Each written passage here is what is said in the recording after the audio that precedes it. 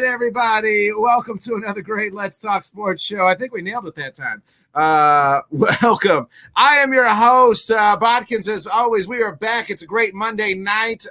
We got the normal guys joining us. Jim and John will be joining us here after a bit. Talk a little hockey, little Summer Slams in 2 weeks, folks. So we'll be talking a little bit of that. MLB trade deadline right around the corner. So we'll be talking that with Jonathan as well. But let's go ahead. And two of the boys are out tonight. Sam is still on a hiatus. Nobody's heard from him. He's still sweating it down after hosting the show on Thursday. I guess he felt like he can host a show one day and feels like he can take like a 2-week hiatus.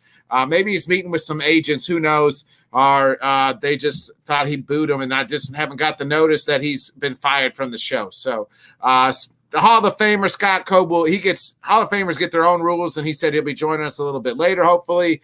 But anyway, let's bring in the other two boys. You know who it is. It's my Puerto Rican brother, none other than Johnny Cruz. What's going on, man? I heard Sam was chasing whoever he had in his basement last, so he may still be after them, man. That's why he ain't here, bro. But no, I thought maybe Dan fired him for the awful hosting abilities he did on Thursday, and nobody's heard from him, so he's crying in the corner. So either that or Dan heard he was negotiating with somebody else, and Dan put him in a timeout or something, man. But yeah. Nah, man, looking forward to this, man. Gonna have a good time tonight. Haven't had the chance to talk to Jim and John in a few weeks with this move, but the move is done. So happy to be here and looking forward to shooting the shit with you guys, man. It's gonna be fun. Yeah. Shout out to the legendary Dan Harris, the founder of this beautiful network, Let's Talk Sports Network. Let's go ahead and bring in Mr. Super Producer Tanner Dawson, and boys, we'll just jump right into it. Hey, by the way, you guys are all wrong. He didn't get fired on suspension because he still thinks D-Hop isn't a number one. That's all it is. That's when Dan was like, "Yo, that's uncalled for. Can't have this kind of nonsense on our network." So you're suspended a match. He's in rehab because the hard drugs he was doing, thinking that way. That's right, and he'll come back probably thinking the same way. We'll have to send him back here in a few weeks. So that makes a lot of sense. Hey, Scott just texted. Of course, he doesn't check his email, so you're going to have to send him. I don't know. Are they allowed to get emails after 8 o'clock? I'll have to fax this link over to Scott. Hold on. I got to bring it back. I got to do it Kinko's. Oh, man. He's a Hall of Famer. He doesn't know how to check his email. So it's, it's probably a Hall of Famer, 69er, Bill Till I Die at, AOL.com is his Scott Coach's email. You guys know those commercials, Geico Progressive commercials with the, don't be like your parents. They do don't talk to parents. The Progressive. Yeah. I think our Hall of Famer is like somebody that they have to focus on his kind of style. You think he goes up and says, "Hey, can I, Bill over there in produce is doing a great job."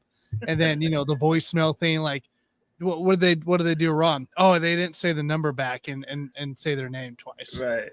Stuff like that. Yes. Yeah, I love those commercials. Those are funny as hell. Dude, but they are spot on, bro. They are for real.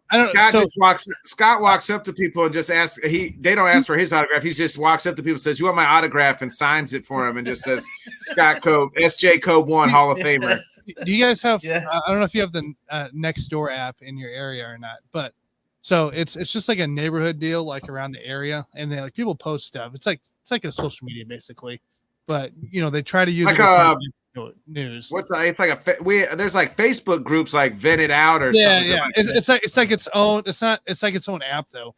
And I was on there, and you can leave comments and stuff like you do on other social media. And there was an older lady that was commenting on a post, and I was interested in this post. I clicked it. First comments this lady posting, and then she signed her name at the bottom of the comment. And I was just like, this is that commercial, man. This is where we gotta start, figuring life out here. She had to tag it and sign her. No, she did. It was Janet, and she said her comment, and then goes Janet at the bottom. I'm like, oh, somebody help me here, because I'm tempted to send that commercial over. That would have been perfect, man. You should have done that, bro. Oh crap, guys! All right, Nick, you ready to bring them in? What's up, bud? Yeah, let's go ahead and bring in our Hall of Famer here, Scott Cobe. Yeah, hold on, guys. I'll be right with you. No. Scott, Hall of Famers just show up whenever they want, huh? I mean, you see like Alan. I forewarned you guys I would be a little bit late. You like Allen Iverson in practice. You just show up a little late, 15, 10 minutes late, practice. Just whenever the Hall of Fame shows up, that's when. Well, to be honest with you, the intro ran 11 minutes past the show start and the thing, so I was waiting for you to bring me on. So, and now he's frozen. Now look at, he's down to sleep. It might be one of these kind of nights, man. One of these kind of nights. I just read. It seems like it. Lisa Cull shout out to Lisa Cull. She has the USA Today 2023 NFL projected records up. Yeah. The USA Today the Broncos 10-7. The Broncos tied at 10-7. What? Crack cocaine. Hey, we'll get to that crazy list. We could actually pop it up. Tanner, can you pop it up? I'm working on it here. Hang on. While Tanner's working on. Well, yeah. While Tanner's working on that, and we're obviously going to go through our divisions on Thursday nights. But it was reported today that Gutekunst had come out and said we'll know within the first 6 games whether Jordan Love is the franchise quarterback. Give 6 games. No through pressure. The season. Jeez. So you don't know now. No, you don't know now.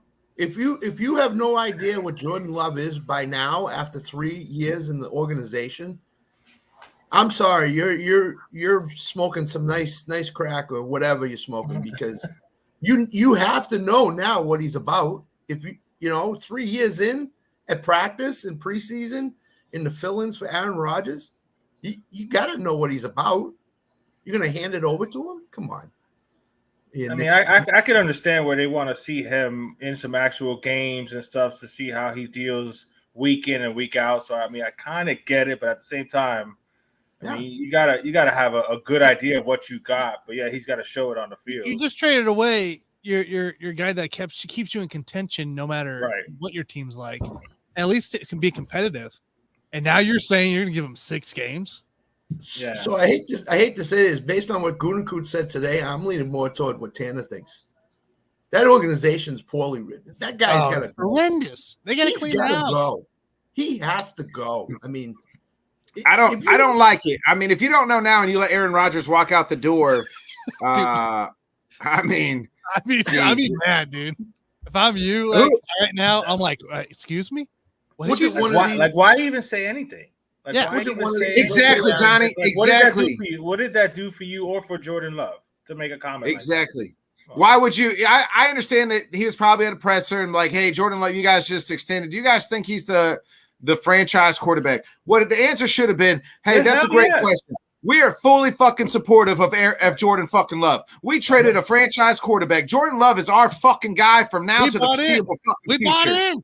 Yes, we're all in. It's all in on fucking Love 23. Like, we're all in on Love 24. And after that, after his 2-year contract, we're hoping the best for this fucking kid. Not after, 6 games. We'll see. We'll know if he's a franchise cornerback. Well, maybe he won't be, and then we'll be able to move on. The guy has sat for 3 fucking years. You should know whether or not he's a franchise quarterback. And the answer is, if you don't fucking know yet, then why did you move away from Aaron Rodgers, you dumbass?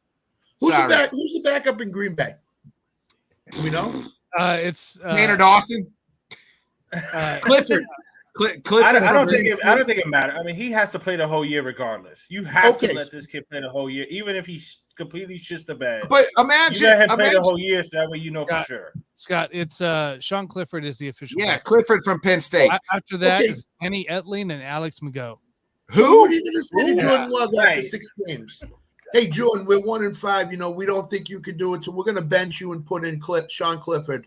And we're gonna draft Caleb Williams at the end, in the draft next year, and we're gonna try to trade you to an organization that needs you as a quarterback. You can't do that.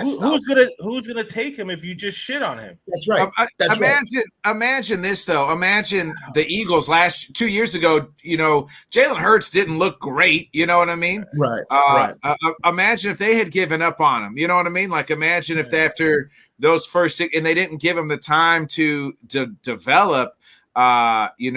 Exactly right on this one. You know what I mean? Look at Tua, right? Tua, the Dolphins did the finicky stuff with Tua a little bit. Completely right, Bo. Completely right. Bro, don't you have to be like a politician basically and just lie your ass off? Even if you think he's horrible, you just say no. He's gonna surprise everybody. He's gonna be great. We got total confidence. Look at the players that were after him, right? That somebody you could give this offense another boost at pick 27 in the 2020 draft.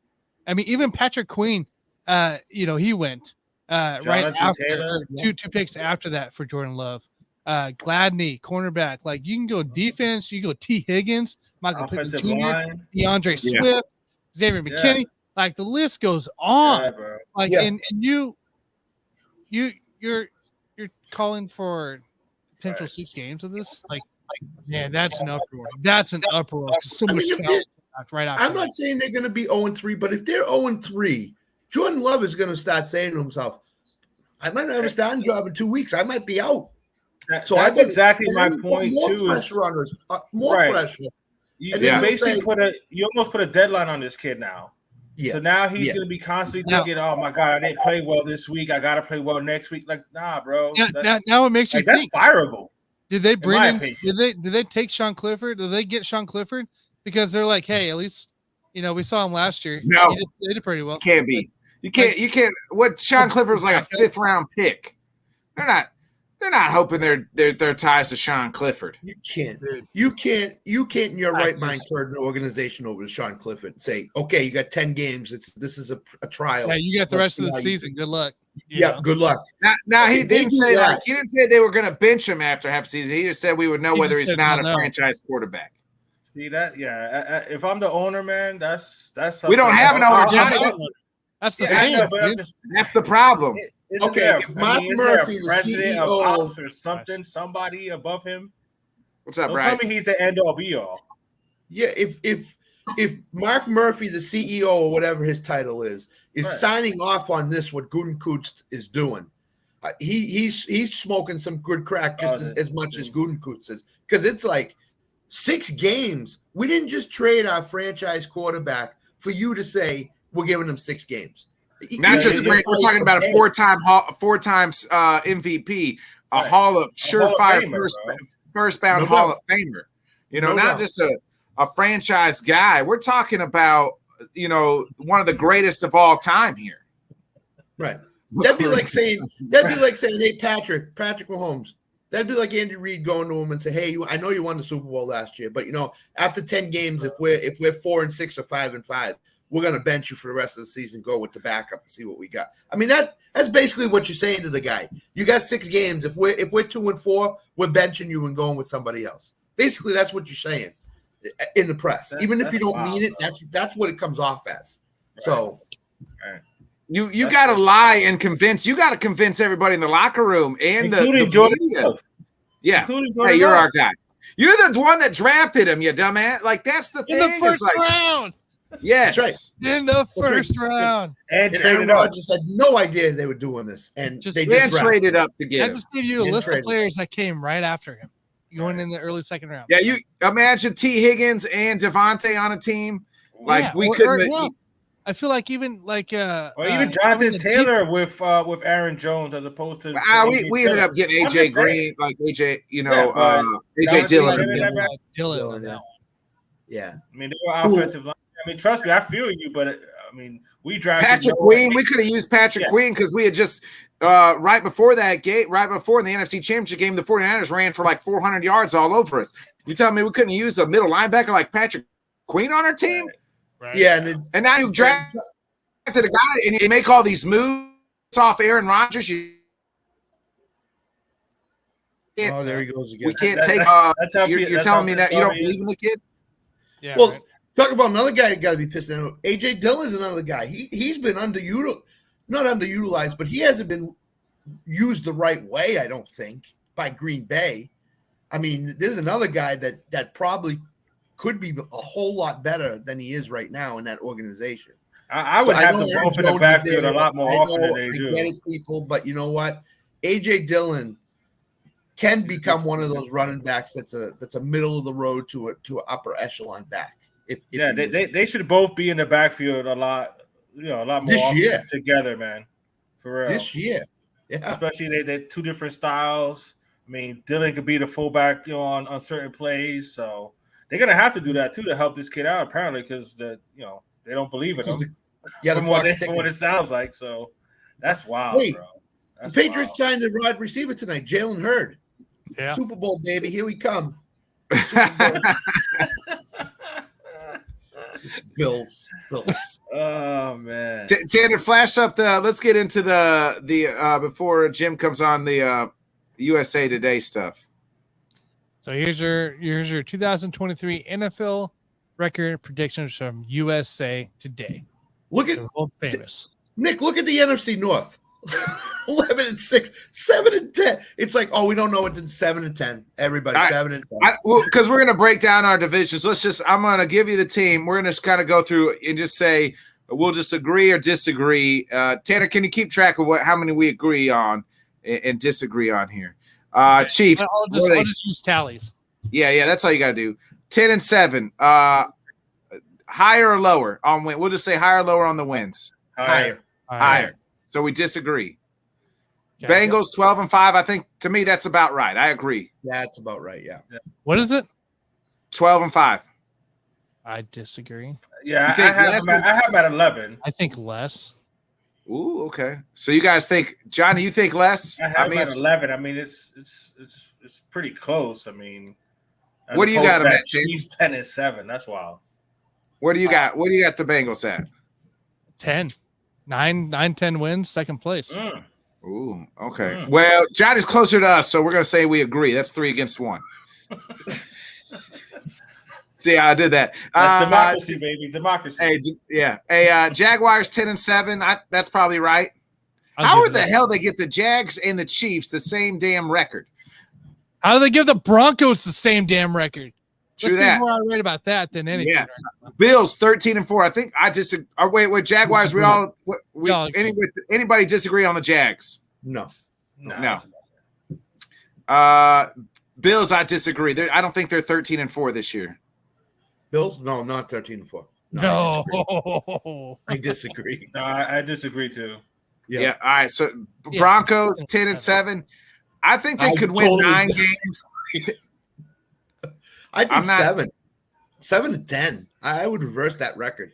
7-10. Okay. So you disagree. You think less. What about you, Johnny? I agree. I agree with that one. It's less. You think it's with the Broncos? I think the Broncos will win 10 games. 9-10 win. I'll give them 9. Yeah. Probably max. I give them 9 too. I'll give them 9. So we'll say they could get 10. They could get 10. So we'll kind of agree with that one. Are we're disagreeing with this though? Right? What's up? Disagreeing with the 13-4? The 13-4. The Bills, yeah. The Bills, yeah. I don't see that. But what's that? The is it 11-6 for the Ravens? Yep. That's a tough one, man. I disagree though. That's a playoff berth, a wild card berth there.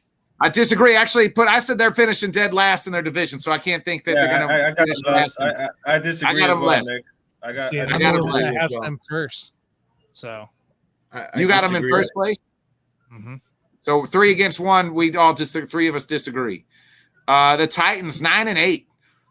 I disagree. I think they're worse. I think they're worse than 9 wins. I mean, yeah. Even though, you know what I'm saying, the two difference makers with Tannehill and D-Hop, I don't think they win 9 games, man. I'd like to see what they thought they were going to be before D-Hop signed, and they say 9-8 now. I think they probably. You think D-Hop's worth a game, maybe 2? A game or 2, maybe. I only had them like a 4-win team. I think they're going to be awful. Yeah, I don't. I have about 5 or 6. not 9 wins, but I don't think they go 5 wins. I think they're 8, 9, 7 to 10. I think that's Yeah, what they some of that range. Yeah, but before D-Hop, I was thinking 5 or 6. Now I'm thinking they might win 7, 8 games. Seven. Seven. It's easy. Like that's reachable. Yeah, Mhm. yeah. So are we agreeing or disagreeing on the Titans? We're disagreeing on the 9 and 8. Okay. Disagree with that. Jets 12-5. I think they're actually probably going to win. 12-5 probably gets to that division. I It's think. a wild card berth. I think 12-5 wins the division. That division's stacked. I think I like 12-5. I do too. I'm in on Yeah, the I Jets. like 12-5. Yeah, I like 12. That's fine. I'll be the only one to disagree. I got them Yeah. for last. One. It's okay. Chargers. I kind of agree. I think they're 7-10. Yeah, dude. Who knows? I mean they're at 500. Somewhere between that's 7 and fine. 9. Yeah, I'll. That's fine. I'll go with it. Yeah. Well, I'll agree. Steelers 11-11. What were you gonna say, Scott? I'll agree with 7 and 10 because I think they're going to fire their coach halfway through the season, if not Right. sooner. So Mm. Yeah. There you go, Rob. Shout out Rob Logan. He'll be happy. Yeah. Steelers 11-6. Agree or disagree? a little bit too high. Disagree. I disagree. I think we all said on Sunday for the most part they're not making 500. Right. I got don't them know. 9 and 9 and 8 is a 8. possibility. 9 and 8 Thursday. is a possibility. Thursday, I said some other stuff, but they're above 500. So you think we agreeing or I disagree? Now we all disagree, but Okay. I'm Okay. disagree with the 11, but yeah, yeah. Yeah. Texans, what's that? 6-11? I'll I agree. think- Yeah. I'll agree. Yeah. Yeah, probably so. That's a good turnaround. Yep. Johnny's Dolphins 11-5, which it puts them third place according to this 11-6. in their division. 11 I 11-6. got them a We'll little take higher. 12. I got them a Wild little card high, but berth. I'll take that.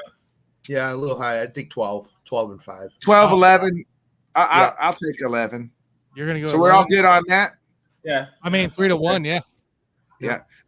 Raiders 3-14, probably so. I probably agree. We all agree the Raiders are absolutely going to stink. I think that's too many wins.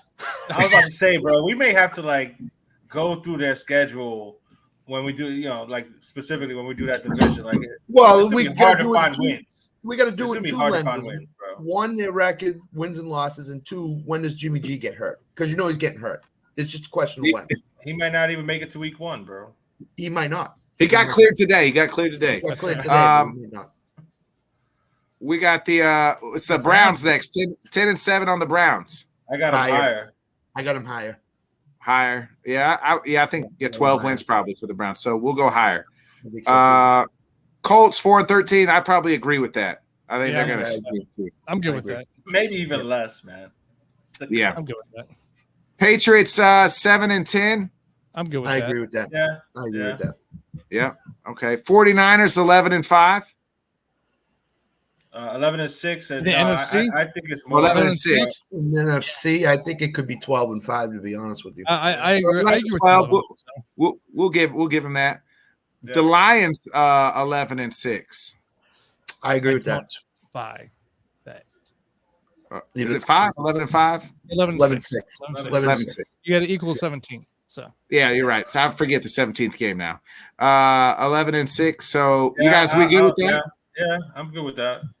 Tanner's not. You thinking a lot less, Tanner? I'm not thinking less, but I at mean least they're a couple wins. the Lions. That's my thing. Is Gardner Johnson got hurt. Somebody else got hurt the other day. That's right. I heard that today. Yeah. Uh, Yeah, I'll go 10 and 7. 10 and 7 with the Lions. I mean 10-7, 11 and 11-6 is about the same. So we'll kind of agree on the Lions there. Okay. Saints were 9-8. Yep. Yeah. Man, I'm Yeah. good with it. Yeah. 500 around 500. I'll take that. Yeah. What's it? 12-5 for the Eagles. Yep. Yep. Yep. Yeah, probably so right around there. Yep. This Bo Seahawks 10-7. Yep. I like that. I like that too. Pretty much right back where they were last year. Yep. The Bears 7-10. I think it's too low. Yeah, I I think ain't- the Bears are good. I think Bears are going to be 9 and 8 this year. Oh, I think it's too many wins. I mean, I'm thinking I'm hitting it right on 7, so I agree with the 7 and 10. But So, all right, we'll disagree then. I mean, you guys got the higher though. Yeah, we got. Yeah, I think the only question with know. the Bears is their running attack. I think their wide receiving core is pretty good. Falcons 9-8. Yep, I'm good with it. I'm good with it. Yeah, I think so too. I think they could win that division, honestly. Yeah, They could. Yeah, Cowboys 9-8. I think they're 10-7. I think they win a little bit more than that. I think they were Yeah, I think they're 10-7, 11 At least 6. 10, somewhere in 11. there. At least I'm going to 10, go 11 higher. wins. I think they win at least double-digit wins. Yeah. Yeah, 9-8 too. Rio, stop drinking. The Texans ain't winning 10 games in the division. Well, Rams. it's not dirty, so you know he's already shit-faced. Rams 7-10. I think higher. I'm for some reason I'm still in on the Rams a little bit more. The only question I have with the Rams, Stafford gets hurt, they're in serious trouble. They're in trouble again. Yeah. Well, that's every quarterback. They're 5-11, 5-12 team. Yeah, I'm going lower. Yeah. Okay. Johnny? What about you, Johnny? Yeah, I'll go lower. I just don't have any. I don't got any faith in them at all, man. So we know Tanner's got my Packers at 2 wins. So what do you guys got them at? Lower or higher than I the got 7? I got them higher than 7. My brother. Although now after what you said with the general manager said, now I'm nervous now because I think they're gonna have a pretty good year. Do you like the 7 wins then? Who, me? Yeah, I like the 7, really. I mean, my brother Ryan convinced me yesterday that we're going to be pretty good, but I'm still going. I still think I've said all along 6-11, 7-10. So I'm right on. I think they're on the money. I'm on 5-12 with the Packers. I think Gutekunst's got to lower. screw that team out event. That's big time. Yeah, after So today, I after we said today, I was thinking higher to what you said today. Flow with the tiebreaker though, right there. Packers about right. So okay. So we got the Panthers 7-10. I think that's about right to me. That's good. I'm good with it. That's good. Yeah. I think 7-8 wins. I think Commanders. less, You think less? Okay. Commanders 7-10. Less. Less. Yeah, I think 5-12. Cardinals 2-15. Only 2 wins for the lonely Cardinals. Now, for the USA Today to say that, I believe what they're saying is Kyler's not going to play at all. They're going to have such a bad record. The Cardinals are going to be like, no, we're not playing him. Who's their coach now? Who they got? Gannon from Philadelphia, the defensive coordinator. Oh, that's right. Yeah, I like that too. 2-3 wins there. Yeah, 2-3 wins. I agree. Vikings 7-10. Remember, this is a team that dislike. You like more or less? More. Yeah. Okay. 9-8. You think more too, Scott? 9-8. Johnny, what you got? Yeah, I think this division is going to look a lot like the way they have the South. So yeah, I would say more. More wins? Yeah, I'd say at least 8 or 9 wins. Yeah, I probably think they probably get to 9 somewhere. Yeah. Bucks 5-12. I probably agree with that. The Baker Mayfield led Buccaneers. Yep. Yeah. And then we got the Giants at 5-11. Yeah. I think despite this Daniel Jones stuff, this is still wrong. I think they're higher, 5-11. Dayball's too good of a damn coach to only win 5 games. Too good to be 6-11 or 6-11. I agree. I agree. Higher. Yeah, I'll go higher as well. So we agreed on math may not be all the way right, but 5, 10, 15, 19 teams.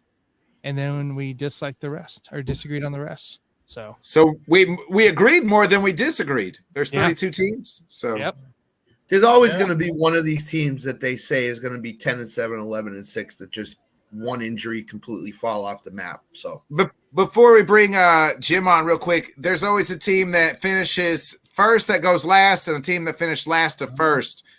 Real quick, what 2 teams? Give me one of those teams, Johnny. Say it. Wow. Team Johnny. Yeah, thanks for throwing it on me first. I think the Broncos. I mean, I don't know about first place. See, that's God. All right, I'll give the Browns. I think the Browns are going to take that division, so I'll pick the Browns to take that. And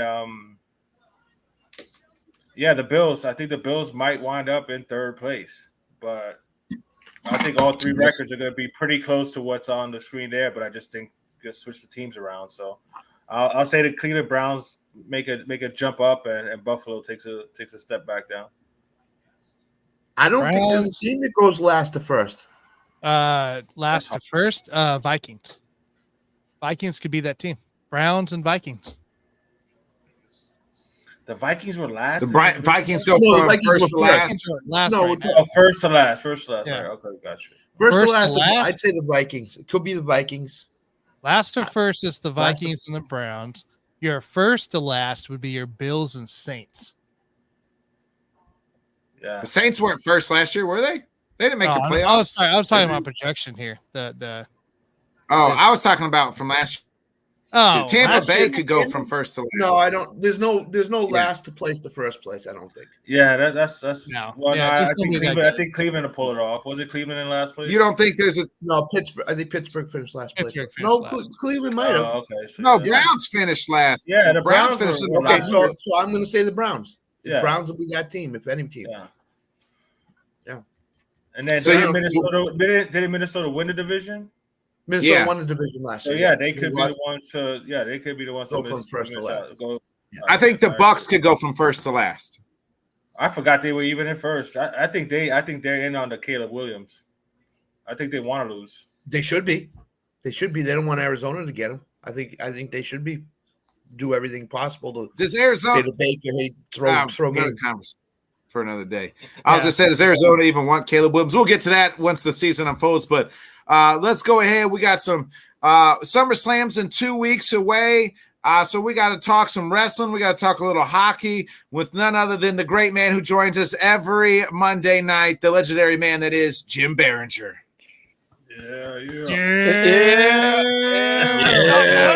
What's Oh, up? he's in a remote location this week again. No, I'm in a remote location. I'm with my Ducks this weekend. So this week, but real quick before we get into all that other stuff, the USA Today is known for putting out these predictions, and half of them are always wrong. Giants 6-11, no, I'll tell you that right now, not happening. That defense is too good not to give up 11 losses. And Dable's such a great coach. If this was last year, okay, all right, all right. We don't know we know what this team is. 6-11, no, absolutely not. This team is a wild card team. How many wins you got him with, Jim? Look, I say it every year. It doesn't matter. Now I gotta, because there's 17 games. It always was, hey, I'll just go 8-8 and I'm happy with whatever. I'll go 9-8 for the Giants. I'll go 9-8 for the Giants this year. You always got to figure you split the division. Maybe you lose twice to the Eagles. But I mean, this Giants team should be a lot better than what that projection is. There's no way they're finishing in last place. They're better than the Commanders. Tell you that right now. Here's a question: is there going to be 7 winning record teams in the NFC this coming season? Do we see 7 teams being over 500 in the NFC? I mean, stranger things have happened. I mean, the NFC South could be 8-9, 7-10 again. They could be. They could be. I mean, it's not surprising.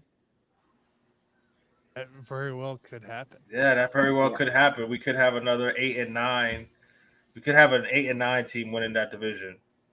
I mean, Seattle, Dallas, and the Giants might be wildcards this year and have better records than the NFC South division champ. Again, And for all we know, Seattle could fall back down, and Seattle, the Rams, and Arizona could all suck. That's true. I mean, I'm just saying. I don't know what it is, but I mean, I maybe think I'm Seattle will be okay, but it could happen. I think the Rams, people are sleeping on the Rams. The injuries that they dealt with last year, and I know their defense, especially in the back end, is going to be Swiss cheese. But I've signed me up for Matthew Stafford still. Cam Akers, once they brought him back last year and realized, hey, we kind of got a guy. They still got Cooper Kupp. They still got Van Jefferson. Like, I think too many people are sleeping on the Rams, and I'm still like, they still got Aaron Donald on that damn defense too. Like, they still got some dudes. They got too many good dudes on that team to be absolute dog shit. Yeah, I mean, look, I think the Rams are going to be a good team next year. I'm not going to sleep on the Rams. I think they're going to be a decent team next year. Again, the injuries factor into so much stuff that we deal with, with all these teams deal with. I mean, look, you brought up the question about Caleb Williams. I don't think he's a Sunday quarterback. I really don't. I've watched enough film on him at USC to show me he's not a Sunday guy. I know he's going to have another year, but in the big games, he did not come up big. And how many USC quarterbacks have we seen in the last 2 decades not make it in the NFL. Yeah, if he played in the Big Ten in 2024, I think he would have an average to subpar year. Absolutely. I think those defenses are nasty in the Big Ten. Some of those defenses. So a lot of those defenses are nasty in the Big Ten. Yeah. A lot. Ohio State, Michigan State, Penn State. Iowa's got a great. Iowa's got one of the better defenses. They just can't score. They can't. They have no offense. Right. But they have one of the best defenses in the nation. We only win games 6-3, Jim. It's a baseball game. I know it is. Trust me. I've watched Iowa football. Minnesota, Wisconsin, Nebraska, all those teams have great defenses. Caleb Williams if USC was in the Big Ten this year, they would not have a good record. Yeah. And even to add on to that, I mean, the last 3 Oklahoma guys, they all got drafted high. Well, at least Baker and then, Kyler, they got drafted high. What have they really done in the NFL? Right. And Jalen was a transfer to Oklahoma from Alabama. I mean, you can't really throw him in there because he was an Alabama recruit that used the transfer portal. So, I mean, look, Kyler's got to get his act together in Arizona. And I'm not sure, I got to see a lot of the guys this year as well. When I start watching the college ball and looking at some tape, but I mean, I'm not sure about Caleb Williams on Sunday. I'm just not. I mean, Kyler could be a pup candidate to start the season based on his injury and how late it was. And if Arizona's 1-5, they might just say to Kyler, "Hey, look, Kyler, there's no use in you coming back. He's a totally different quarterback when he can't run, and I don't think he's going to be able to run next year." So they might just say, "Hey, look, relax. We'll go with Colt McCoy or Clayton Tune, whoever's their quarterback, and just deal with the consequences from that." I mean, that's not far-fetched, but no, I don't know how you feel about it, Jim. But no, I totally agree with that. I could definitely see that scenario playing out where Arizona just is crap and they're just like, "All right, you know what? Forget it. Just come back next year." Yeah, dude, talk about the drama. Talk about the drama there, bro. Because he's already kind of a, supposed little bit of a whiner and whatever. If they tell him, we're going to shut you down, it's obvious to get a quarterback with the number 1 pick. Like, he's not going to act up. I don't know, man. Look, Kyler was never a great studier at Oklahoma. I noted. I went back and watched some of his game film just because I forgot what he looked like in college. He did not have a lot of great games. He had good games, but he didn't have great games. And he didn't really have a great work ethic either at Oklahoma. And that's carried over into Arizona. And I know they made it public with the studying and all that stuff, which they shouldn't have done. But that should have been in the contract because he needs to work on his off-the-field stuff to improve. And he's just not improving. Well, you know what separates Saturdays and Sundays, Jim? On Saturdays, the most talented guys always shine, right? Right. He's just an actual uber athlete, right? That's why he can play baseball. That's why he can play football. You can on 9 out of 10 Saturdays, the most talented teams can win, and he is very talented. Now on Sundays, everybody's got the same damn talent as you. Everybody, you're not playing the likes. You're playing the best of the best every week. And if you're not doing your game film and you're studying, I actually just interviewed Delvin Williams last night, and he said the thing that separates Saturday and Sunday is just the preparation and the game prep. It's the mental aspect of the game. That's what separates everybody else. The goods from the greats on Sunday is that mental aspect of the game, the game film, the studying, those types of things. Everybody on the field's uber talented. They're the best of the best. They're the 1%ers. And so how can you reach out how can you advance a mental aspect? Do your due diligence. And he still thinks that he can live off his athletic ability, but it doesn't look like he can. Scott, they've already said he's not playing for at least maybe week 8, halfway through the season. So he's going to go on a pup list anyway. Yeah. So that's Kyler's best case last year. Yeah, so you're looking at week 13. Yeah, how can you at the earliest, right? But you got to remember too, these guys, these athletes nowadays are recovering so much quicker from these injuries that used to be a year long. that are now coming back. But there's still a year-long injury, Tanner, because you're back in 6 months, but you're still not your full range of motion. You're not full 100%. You're not 100% for a year. Like I know surgeons that work on these guys. He's like, yeah, these guys come back early, but they're not the same player for a good 12 months because you're still tender. You're unsure. You're cutting. You're still nursing that injury that you have to give 12 full months of recovery to. I mean, it's just part of the game. And look, as far as, like I said, off the top, as far as the Giants go, I think they'll be all right. Look, Saquon's doing his thing. I really hope that he does, again, we all talk about it. Once you start missing game checks, then you'll figure it out. They have their trio right now. They have their guys that are in there, but I don't expect Saquon to sit out. I just don't see him. He's not that kind of kid. He's not that kind of player. He'll get his money, go play for your $10.5 million, and then figure it out next year. Like there's too much talent on this team right now not to build off of what they did last year. Yeah, and then to the ACL talk before we move on.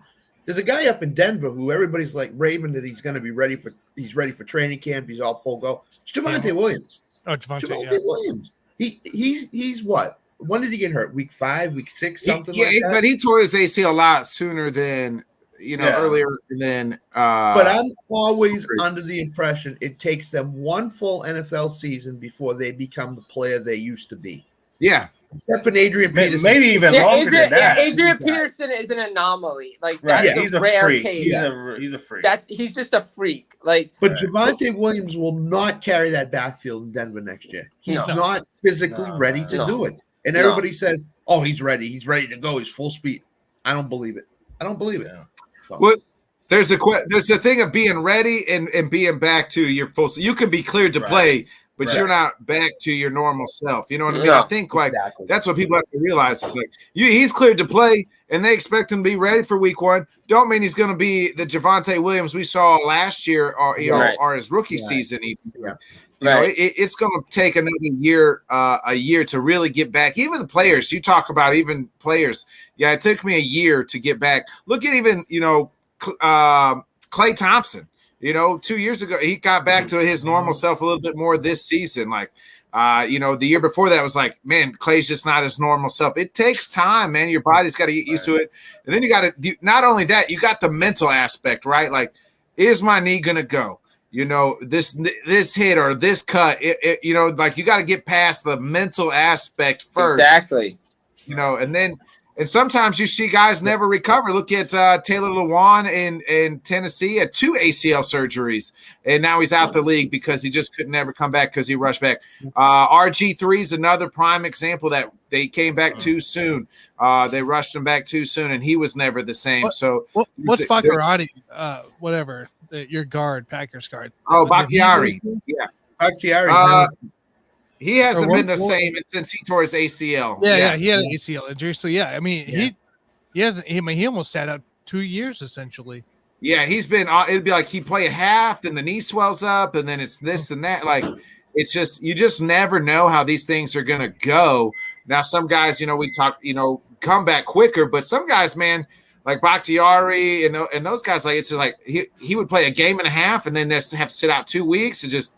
You just never know how everybody's body reacts differently. Right. You have to get past the mental aspect because once you think you're there, then your knee balloons back up or you feel a certain pain. Then that's got to deteriorate mentally.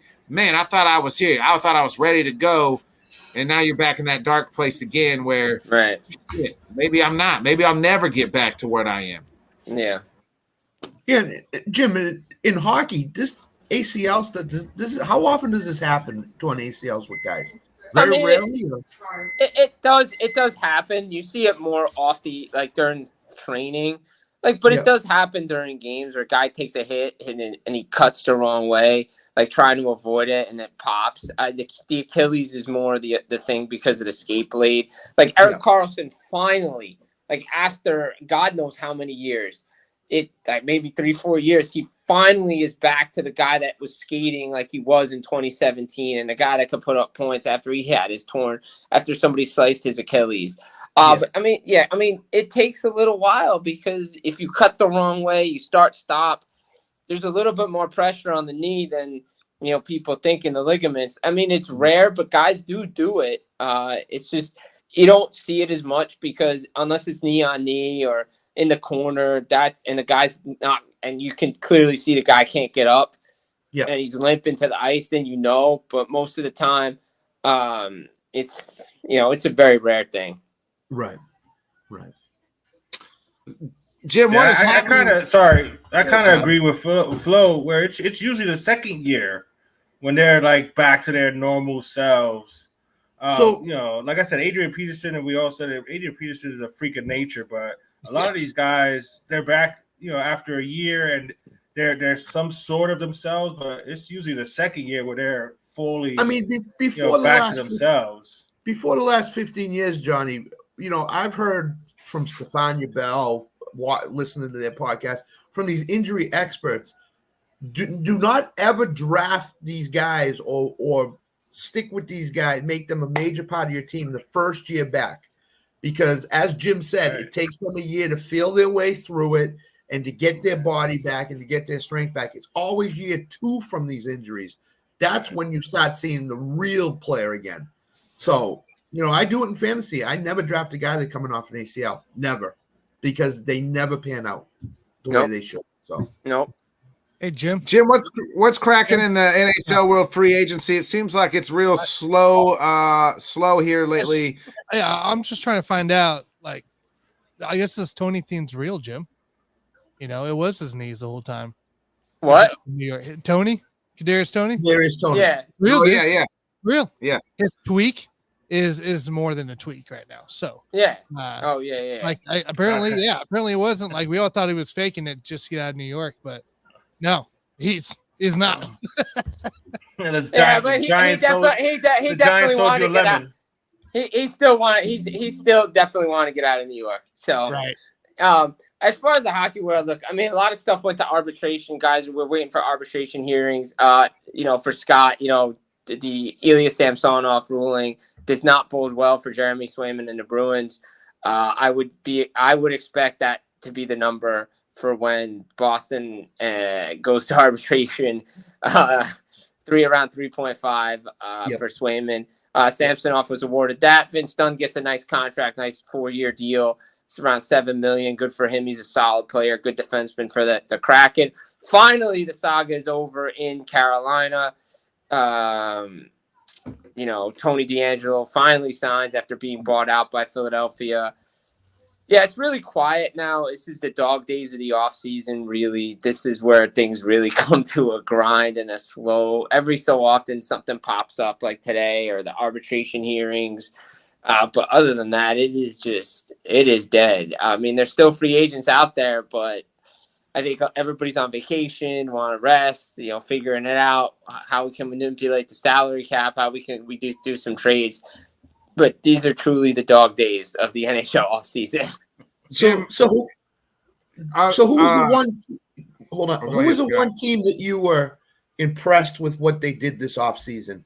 And the one team you left scratching your head saying, why didn't they do anything? They needed to improve. I think a couple teams for me.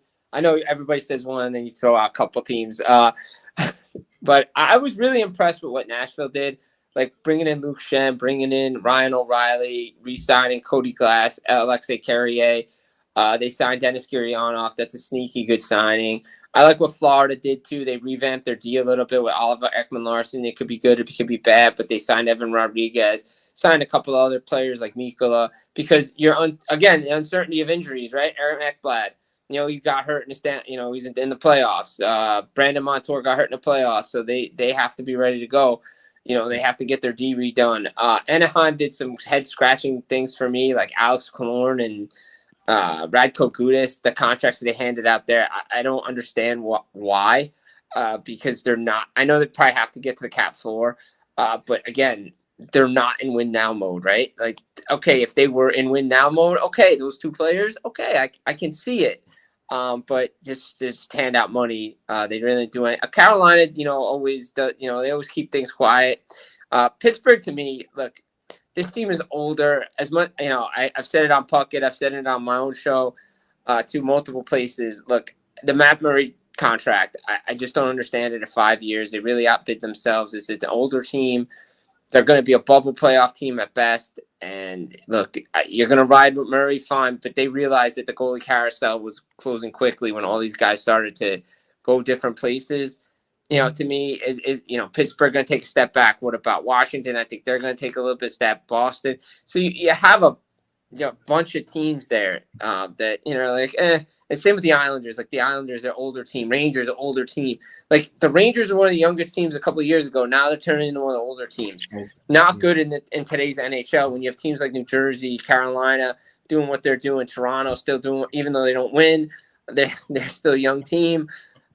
And the Devils are only going to get better. You have Vegas, LA. I'm very impressed with what the teams in the West are doing. Again, Edmonton, Connor Brown. Okay, that's great. He played with Connor McDavid in junior. Junior was a long time ago. I doubt the chemistry is still there. But again, Edmonton's up against the salary cap like most teams are in the NHL. Jim, is this Chicago Blackhawks going to be exciting to watch this year? Is it something to watch during this 10-year rebuild? Wait, trademark 10-year rebuild. Remember that. That's right. Trademark 10-year rebuild. This show only. Lucas Reichel, Connor Bedard, like having the young guys in there flying through. Like, is this team going to be fun to watch? Oh yeah, Bedard alone is going to make it fun to watch. I mean, the kid's just unbelievable. What he does with the puck, his hands, his speed.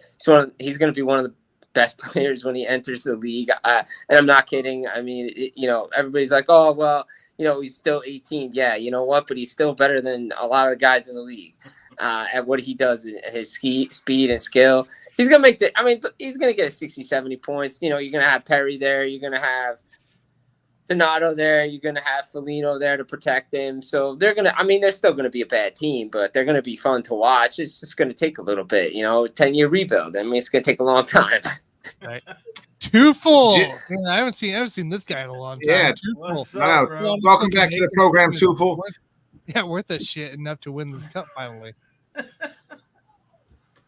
I probably Edmonton or Toronto, but I don't know, how much can you bet on you back over the United States, Too Full.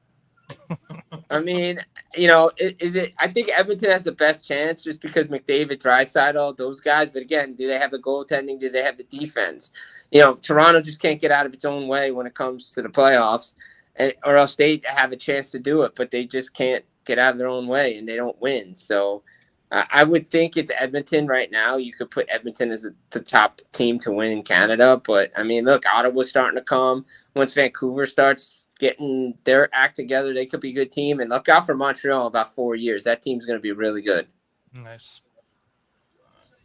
So they got half of the Chicago 10-year plan. It's just 4 or 5.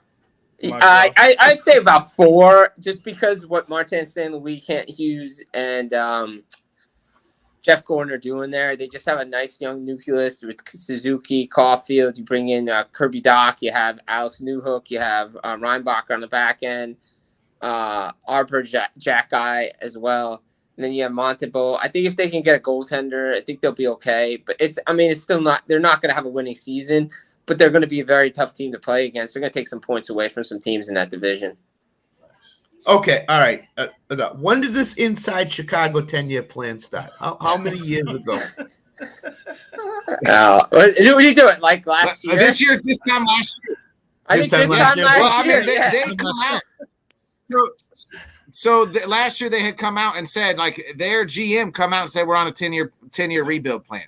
Their own GM said that. So I asked Jim, I said, what the hell's going on? What's a 10-year rebuild plan? I said, nobody should get 10 years to rebuild.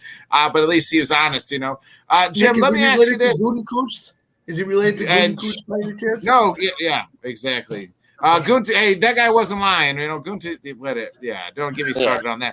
Jim, Patrick Kane, is a guy like Patrick Kane just going to have to wait till camp and some injuries happen like we see in football for some of these veteran guys to sign? Like, how come a future Hall of Famer like Patrick Kane's not on a team yet? Well, it goes back to what we were discussing earlier, injury. He had hip surgery. Is anybody? He had hip resurfacing surgery. I mean, Nick Backstrom just came back last year from it. Was not the same player. He does not look like the same player. I don't know if he's going to play again, but if he does, I would not expect Backstrom to be Backstrom for till maybe next year down the road. And I think they're waiting. I think Kane's camp's just waiting, playing it out, see where things are, see how the recovery's going. He doesn't have to rush to sign right now. He can wait till deadline when the cap is the way it is. He hooks up at the beginning of the year, goes on LTIR, and just shows up for the playoffs for a contending team. See if that works. I don't know. But again, like Tarasenko, so very surprised he's not signed. I know he had the camp. He changed agents, all that stuff. But again, teams that want him are not really – they don't have the money to give him what he wants. So he may have to take, same with Dumba, he may have to take one of those one-year deals that John Klingberg did on a bad team, knowing he's getting traded at the deadline. And I think that might be the route that he has to take if he's going to get the money he thinks he's going to get. Unless they figure out a way to get a one-year deal done in New York, because he definitely wants to be in that area. It's just, is it the Devils? Is it the Rangers? I don't think it's going to be the Islanders, but could it be Ottawa, a team like Florida? Who knows? But I think that's why we're not seeing guys like that signed yet. Same with Thomas Tatar. I would be, to be honest, when Tatar's not signed, I would be a guy like that. Some of these veteran guys that were on like 3-year, 1 year, $3 million deals. I wouldn't be shocked to get PTO deals and then sign like league minimum out of training camp, just because, again, cap space, finding money, where are you going to find it? Stuff like that. So again, right now, little dog days of summer, arbitration hearings, but I think that's the big reason. And Kane's just slow playing it because he doesn't have to rush to anything right now. Jim, I want to ask you before we get you out of here, some wrestling real quick. Mm-hmm. Are you surprised LA Knight didn't win on Friday? And why are they not putting the strap on? I've been reading he's rubbing people wrong to backstage, but Vince and H love him because the fans love him. He's so over. What is going on there? Are you surprised? I was surprised he didn't win on Friday and then, that just seemed like the way it landed. He wins, then beats Escobar, and then you have him in theory at SummerSlam. I'm very shocked he didn't win, to be honest. I know there's this push is coming after SummerSlam, I guess. But we've been saying that since after WrestleMania, Jim, and here we are 6 months later. But we said it. Oh, it's going to come after his brain match. Oh, it's going to come. Dude, the guy is over. You need, all wrestling companies, and I will say this because I will steal this from Brian Alvarez, they have to listen to your audience. You have to learn sometimes not to follow the book and not to follow what you're doing. If the crowd is telling you something, you need to alter it. And it goes for both companies. I've been highly, highly critical of this for AEW. All Out in September, the Chicago crowd wanted Acclaim to win the tag team titles. There is no reason why an audible couldn't be called in the ring and said the Acclaim's going over. Because the pop that they had in New York was not going to be the pop that they had in Chicago. Same with Thunder Rosa. It goes back to Revolution when she played her and Britt Baker. We had the interference. That didn't need interference. So let Rosa win there, and it would have been fine. But, all right, fine, whatever. Okay. I know they want to do this thing with Escobar and push, whatever. But the crowd is telling you what they want. And right now, what they want is the bloodline and want LA Knight. This is how I rewrite the script. This is how I rewrite the script Friday night, Jim. So it's supposed to be Escobar and Mysterio, the mentor and the mentee.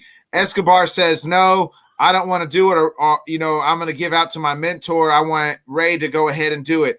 That starts a thing where everybody's like, no, we want our second chance because it's bullshit that he just walks in. They have a match. LA Knight gets in. That's how you rewrite it. Vince, call me up. Vince and Trips, call me up. I'll write it for you. You have LA Knight go over, and then you have at SummerSlam, LA Knight and Austin. I did read that the U.S. title match could be a triple threat. So they're going to work LA Knight in it somehow, some way. I think Escobar and Mysterio are going to wrestle. I think Mysterio is going to win that. And I think LA Knight is going to work his way into the triple threat match, the U.S. title match, some way, somehow. I think they need to, because he's over, and I think the U.S. Look, Austin Theory, yeah, great win over John Cena. Okay, big deal. They haven't done anything. Again, it's just not on the character.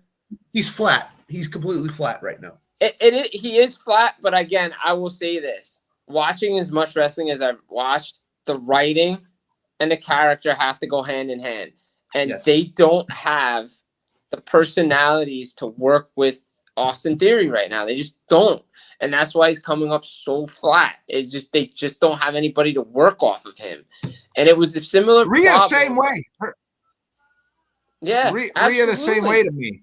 Rhea has not had what has she done? They had this incredible match at Mania with her and Charlotte, and it's just like Rhea just has the belt just as a prop. Like, you know, sometimes you make the belt makes you, and sometimes it's a prop. And right now it's just like you forget Rhea's even the champion. Who is she feuding with? Who is she even wrestling? She's in on everything. She's in on everything Judgment Day does. So yeah, it was Rhea and Raquel Rodriguez. That was the rumor that, you know, that's the thing that they were setting up. But I haven't heard anything that they're going to wrestle unless SummerSlam they're going to wrestle. But Liv Morgan's going after somebody else now. So. Yeah, it just, again, it goes back to, again, this is the WWE's biggest problem, is it goes back to when Austin was champion the first time. They don't have the people set up properly to introduce them to their top contenders. It's like, so you go back to when Austin turned heel, right? In WrestleMania 17, which, again, he regrets doing, and he probably should have never done it. Because The Rock was going away. You had all these baby faces that were not there. You had a ton of heels, but you had no baby faces for Austin, and Austin was still a big baby face. No one wanted him to be a heel. Well, when Becky Lynch came back and turned heel, there were no baby faces for her, so she couldn't get over as a heel. That's the problem. You have these champions, but you don't have anybody set up properly for them to face the next contender. And you see that with everybody across the board. It's every division. Outside of Roman, because you have this bloodline storyline, and Seth, who can make anybody look good. He's the modern day Bret Hart. I mean, there's the other, Gunther's a great champion, but there's no believable wrestler on that roster right now that I think can beat him. I think Drew. I buy into Drew McIntyre. Yeah, but here's the thing with McIntyre. He might be going away. They haven't signed him. They just re-signed him to a. Yeah, he just re-signed him. Yeah, they just re-signed him. Yeah. Okay. Yeah. Or else he wouldn't have come back at Money in the Bank if they didn't re-sign him. Yeah. That's true. Because the rumor I heard, and again, it's just rumors, but if he hadn't signed, he was going to show up at All In. Yeah. Yeah, I mean, I agree with Nick. There's just nobody that's believable right now. Gunther's just holding it just to hold it. Rhea's holding it just to hold it. I mean, it's just they're not focusing on the titles. They're focusing on storylines right now, which is great. But the titles should be the focus. I mean, what's Roman Reigns doing after he moves on from Jey Uso? Is he going back to Cody? Is he what? I mean, what's going on? Nobody knows because they just they're probably just going to figure it out. They'll figure it out on the fly, like they always do. I mean, Seth is still dealing with the Balor thing, which all right. We have another match that I still say Balor's giving him a receipt somewhere along the line after what happened when he lost the Universal title the first time around when he was coming up. But I mean, look, it's just. Again, you need your mid-card. You need a tag. This is why I still say, Attitude Era before that, like all that. When you had a mid-card division, you had tag division, you had everything so good. The pace the show so well, and you knew who your challengers were for this belt. You knew who the challengers these guys were going to be for the world title. You don't know that now, and to me, I think LA Knight's a guy that could win a world championship. But again, who's he going to take it off of? Nobody, because you're not taking it off of Seth and you're not taking it off of Roman right now. As far as the U.S. title goes, I think LA Knight deserves to win that title because he would make that title again. it just seems like all the people that had all the momentum back in March have lost it, and that just due to writing. Look at Kevin Owens and Sami Zayn. They were the most over wrestlers, and they haven't done anything since Mania. There's no story development. They're just in these weird tag team things. Hey, we'll put you with Riddle on 3-man tag. Like, oh, you got a thing with Imperium. It's just I thought they were going to make that go longer with Imperium. I would have loved that if that was going longer, or stuff with Judgment. I guess they're in Judgment Day stuff now. We're doing singles that are going to lead to another tag, I guess. I don't know. I mean, but again, that's why AEW's tag team division is the best, even though I still don't like the fact that we're not going through actual tag teams for FTR in their second round. But I will say I like MJF and Adam Cole. When MJF wants to be a babyface, he's going to be an awesome thing. Sign me up for him to be a babyface, because this guy gets the business. That should be a great match on Saturday. Hey, Jim, we appreciate it. Boys, you guys, any last questions for the one and only Jim Biringer? All set. No question. When is Saquon going to sign, bro? Is he going to wait till after camp? After He's going to wait till after camp? He ain't trying after camp, nobody's getting hurt in camp. Hey, you guy who knows everything, a little bit about everything, and a lot about a lot of stuff. Give it up for our gentleman always joining us, Jim Biringer. Jim, have a good rest of the week, brother. We appreciate it.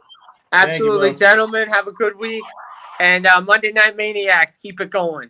Hey, appreciate it, brother. Thank you, bro. All right, brother. Peace, boys. Hey, John, before we bring in our next guest, go ahead and get through one of those ad reads we got.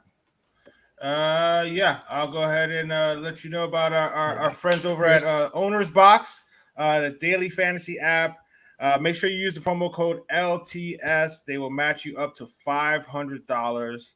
Once again, that's $5, people. But make sure you use the promo code LTS. Again, it's the Owner's Box, the daily fantasy app. You can put it on you can download it onto your phone or any mobile device you have, or you can go to ownersbox.com.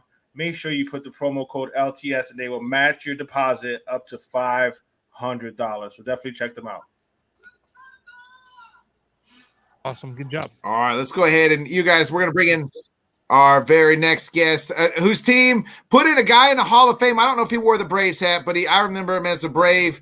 And his team just traded for 2 relievers to boost up their already awesome freaking team. Give it up. His mom could kick all her asses in the UFC cage because she's a former professional fighter. Probably kicked his ass growing up as a kid. Give it up for other than ex-professional baseball player, future A's manager, Jonathan Grishman. Let's go. Wait a minute, he's graduated from first baseman of the A's to manager now? What? Managing, baby. I don't mind it. I don't mind that at all. And just for reference on it, I'm man enough to admit, my mom did actually. There was one time I kind of bowed up there when I was 15 years old, and she popped me pretty good, busted my nose and lip. So yeah, she kicked my ass when I was younger. Absolutely.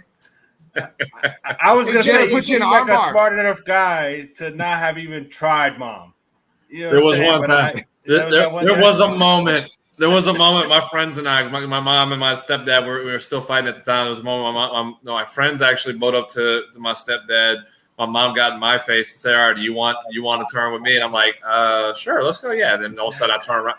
By the time I even blink, all of a sudden I'm getting popped in the mouth. And I'm like, "Oh, you sucker punched me." Okay, I see how it is. Hey, Jonathan, yesterday I don't know if you told this story on this show or you did it on the baseball show. But if I remember correctly, the Mets wanted you to come in for a tryout or whatever, and you showed up with an Atlanta Braves hat. True or not true? That is true. That is true. I actually got to meet Curtis Granderson while wearing a Braves hat at the spring training site of the Mets. So that was very true. I had a Braves hat on that day, and you know, I met Curtis, shook his hand, introduced myself. He goes, "What the hell are you doing? What are you wearing that for?" I'm like, "It's my team. I'm sorry. I stay true to who I am." So yes, that is very true. That I met Curtis Granderson, and I was on the property of Met spring training with a Braves hat on. That's epic, dude. Hey, I'm about to say that's a diehard right there, boy. I'm an official 9 and under competitive tournament coach now for a community service over here. So I'm pumped. So how did the weekend go for you? It was very quiet, actually. We only had one team. Our season, one team in action this weekend. It's actually everybody else has been shut down. We're in rest mode now, so we're transitioning to the fall. But we did have our 10U team in action. They actually, I kid you not, they got to play in what's called a Midnight Madness tournament. Nice. Start your first game at 5 p.m. and you play through the night, and you play your like the bracket game and so on. Starts at 12 a.m. or 1 o'clock in the morning, and you win, you keep playing. Our 10U team ended up winning the championship. Their championship game started at 4 in the morning. And yeah, so awesome, man. Congrats. That's like a men's softball tournament I used to do here all the time. It was during Halloween. It always get foggy out. It's right when it start getting cold. Yeah, we would start at 5. And if you got far, and one of these years we got pretty far, we finished at, I think it was 9 a.m., 10 a.m. through the night. So, yeah, I mean, those tournaments are fun, but they're also very exhausting sometimes. Miserable. That's how I did it. I did a slow pitch. I got dragged to a slow pitch tournament to do the same thing, and I said, yeah, never. I told the guy, no, don't ever invite me to this again. I was there not to lose that one. I went and watched the girls play this weekend. I watched the first 2 games, and I said, all right, it's past my bedtime, girls. I'm going home. Sorry, girls. I'll get updates as the games go. And I wake up at 6 in the morning on Sunday morning. I see, oh, yeah, they won the championship. I'm like, all right, cool, awesome. Great job, girls. I was waking up. Y'all about to go to bed at that point. I've been part of those overnight softball slow pitch games, and everybody's usually drunk by about 2 a.m. So you get to the real late games. It's war nutrition at that point in time. It's who's capable of still playing, and who can actually run to first. So those are.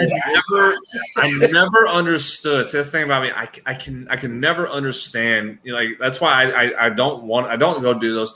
I can't understand people who do athletic sports or athletic events and drink while you compete. I could never do it. So when I go play, that's why I stopped doing the slow pitch softball. I stopped doing men's league baseball.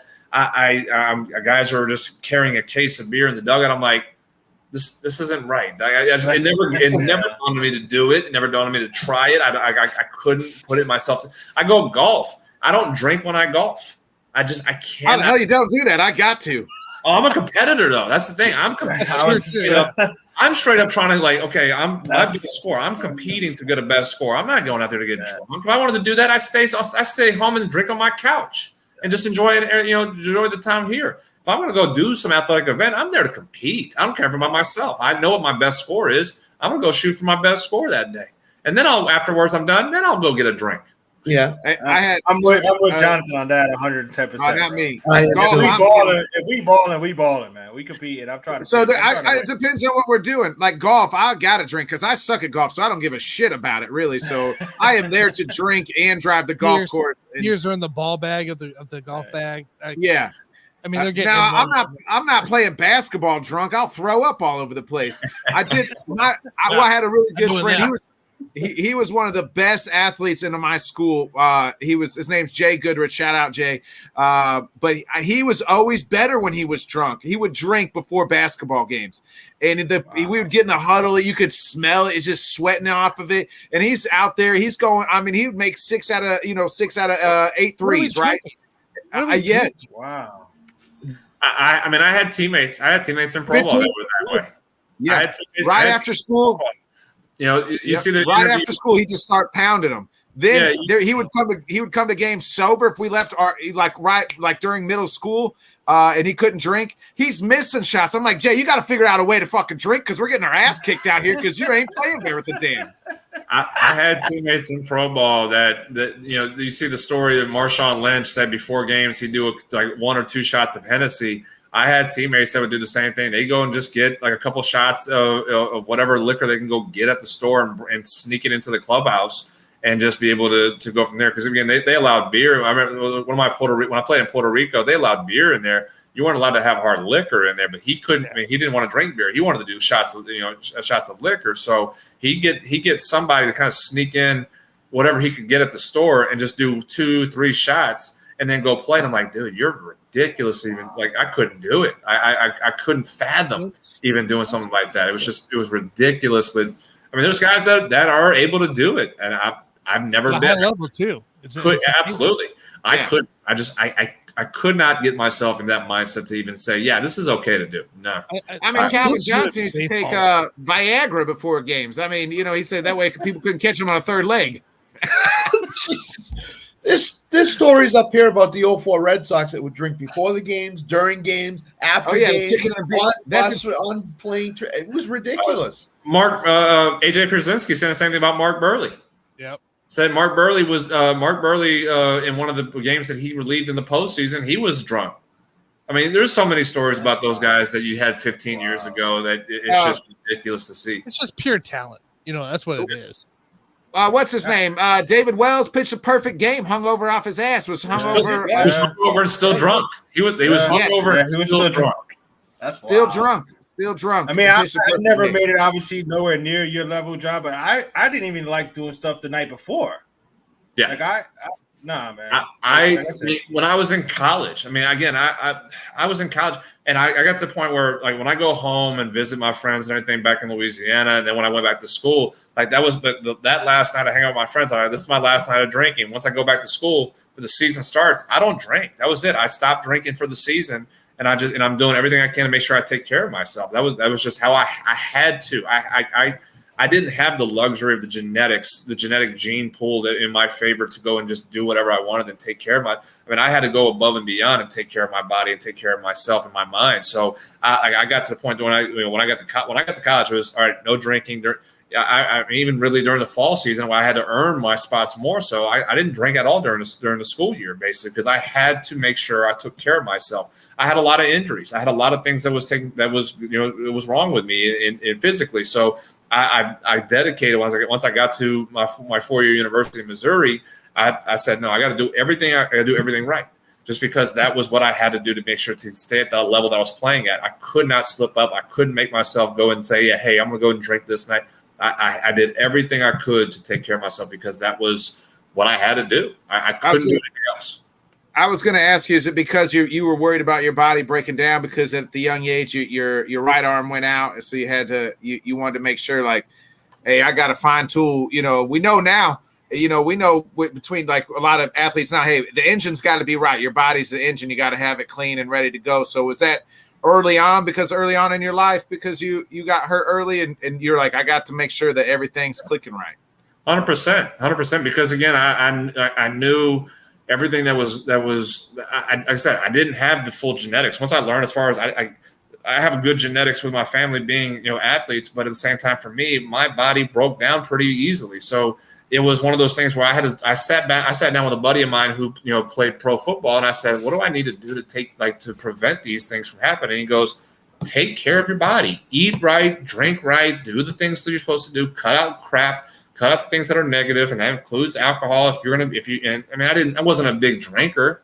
I wasn't anything like that, but did I occasionally have a beer? Did I occasionally have a drink here and now? Yeah, I did, of course. I mean, all college students did, but it was not one of those things that I just, I'm going to go and get drunk over here. So it was just, I knew what my goal was. My goal was to play at the highest level in college and to go and play professional baseball. What did I have to do that? What sacrifices? Well, the sacrifice, which was one of the easiest things, was just go and stop drinking and don't drink at all. Even if I was with my teammates and we were out one night at a bar, we had a party or whatnot, I still didn't do all that stuff because it was what was important to me was to go do the things I was doing on the field. So yeah, it was to make sure I was just taking care of myself. And when I finally got to the point where my body was taken care of the right way, all those little injuries I had started going away too, minus the big injuries I've had, but the little injuries I started dealing with they started going away. I was healthier.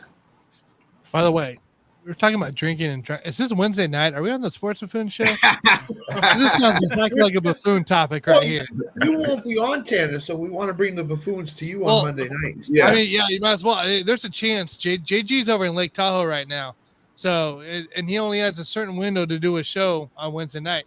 So I might be finishing my event on Wednesday night and then hopping on with Mike from remote. So You might still see me another day this week.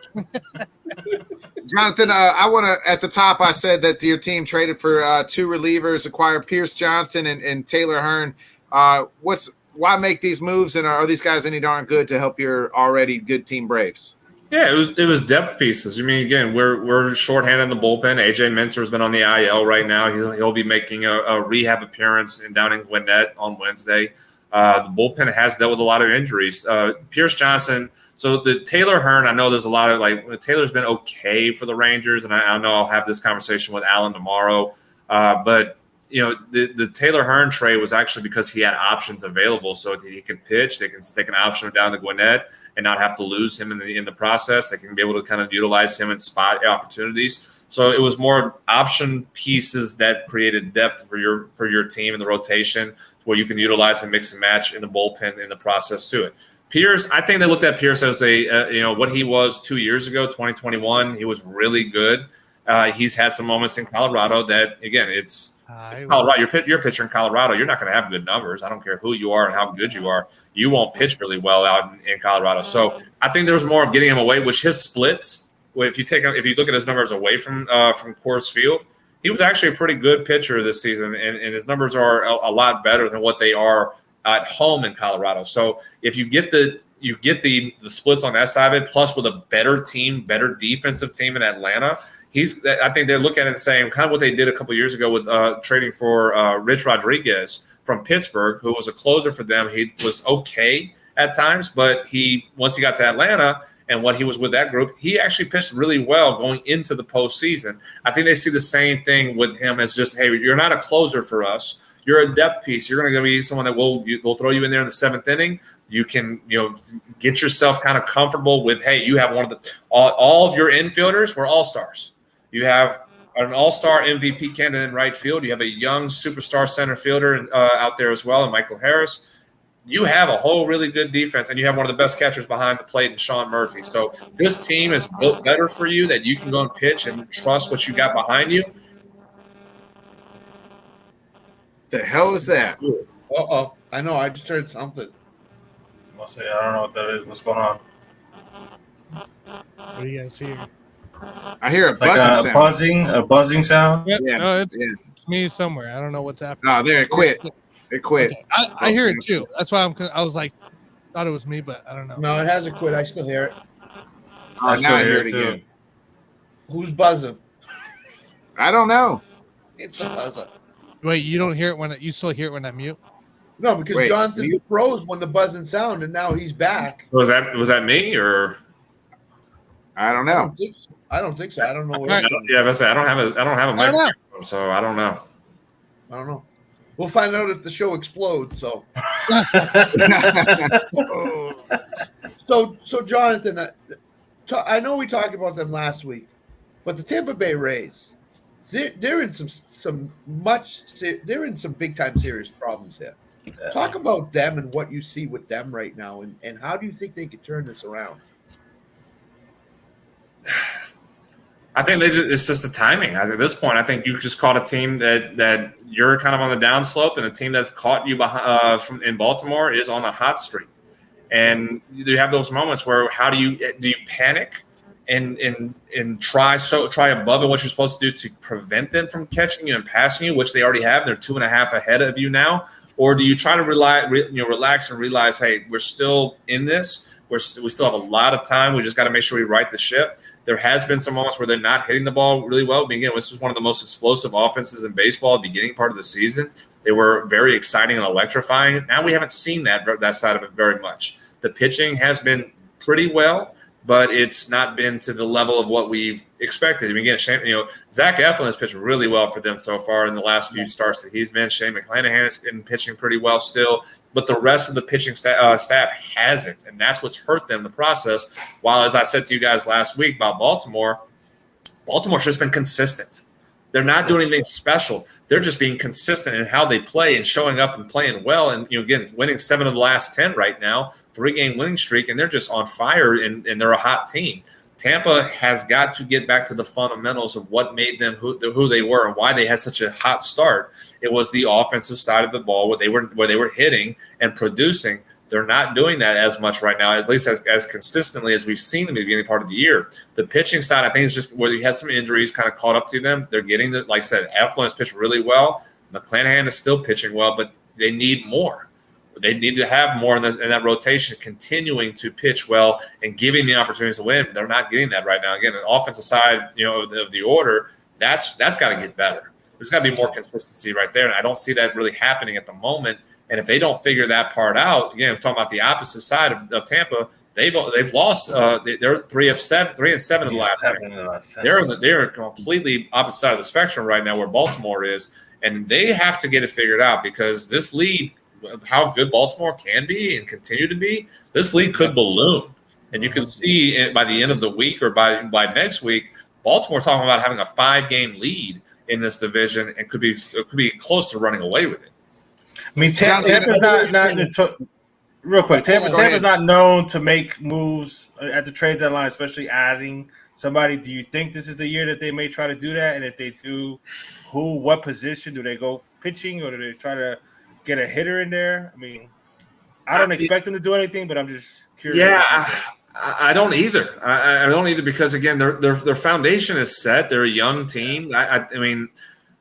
You're gonna have to trade away some of your major league pieces in order to make a move that you probably need. That's what a team's gonna ask because again, if you make a trade, if you're Tampa, you're gonna look at it and saying, well, we can't really take a big contract. Well, in order to negate that side of a trade, you're gonna have to give up major league pieces, and that core group that what you have so far is what gave you the opportunity to have the lead in the American League East.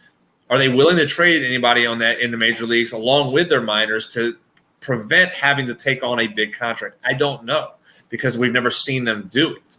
So I think they have to. I think they're going to have to do something pitching wise, or maybe offensively. I'd have to go and see what the biggest holes are. I haven't seen, just to be able to have that conversation of what you can add to.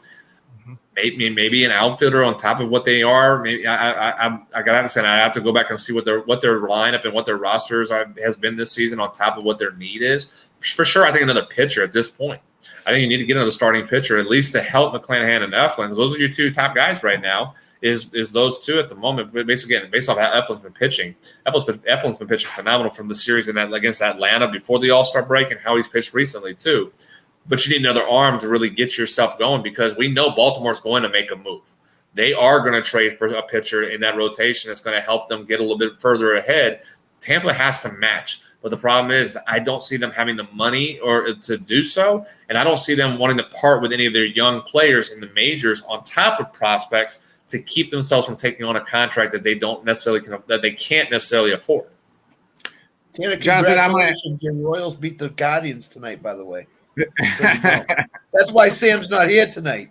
Yeah, hey, Jonathan, I want to ask you about the best player in all of baseball, Shohei Ohtani. First, if a team was to trade for him, what would it take to trade for Shohei? And then what the hell do you pay this guy this offseason? Because you got to pay him like he's a top hitter, and then you also got to pay him like he's a borderline, ace. $500 million? Yeah, you missed it. You missaid Ronald Acuna as the best player. I forgive you. It's okay. Hey, let me know when Ronald Acuna is taking the mound every fifth day. Yeah, he's still electrifying. He's an MVP. He's going to be the MVP of the National League. So I mean, I agree. I agree. For Shohei, I think we're going to see if a trade happens, it's going to be unprecedented. It's going to surpass what the Juan Soto deal. Juan Soto deal from Nationals to San Diego. That was a huge deal with how many top prospects San Diego traded away to the Nationals for that. You're going to look at it and have to say it's the same. You're going to have to say the same, start the conversation at that, but it's going to have to go even further. Like you're going to include that many prospects, and I think you have to throw some major league guys in there just to be able to make the deal even balanced for it. I mean, it's unprecedented what a trade like that would be because, again, we haven't seen a player do what Shohei has done in over 100 years. How you value that. There's, again, how Buster Olney, I heard him on ESPN a while back, like a month or so ago, say that you have to value him differently and equal and similarity at the same time. Differently based off of that he is a position player and a a pitcher, but at the same time, he's the same player. That you value the position wise, you value it like $330 to $350 million. To the pitching side, you value him $250 to almost $300 million in that aspect of comparable to what the other top pitchers in baseball are making. So if you equal out to what that is, it's $600 million. Is that you're looking at the evaluation of it. Hold on, Charlie, get up! You got to learn how to pitch, and you got to learn how to hit. I mean, that is now again, is that what he's actually going to be worth on the open market? I don't know. I mean, again, we're going to see a record-setting deal no matter what when it comes down to Shohei's free agency. But that's essentially the valuation of how you view Shohei Ohtani. It's about $600 million is what he's worth. So if you're a team that you almost have to put yourself in position like that. Again, I know the conversation has been the Dodgers. They would be the team to trade for him because they have the prospects. They're the second best farm system in baseball, and they have the money to take them on and be able to say, we're going to trade for you. And then for the next 2 months, we're going to sit and talk with your agent, and we're not going to let this stop until you agree to sign with us, which no agreement's going to be done until the hot stove in the off season. But you want a head start. If you're a team like the Dodgers to trade for them, you get a head start in the negotiations to understand where the numbers start out for you to where you can make that pitch.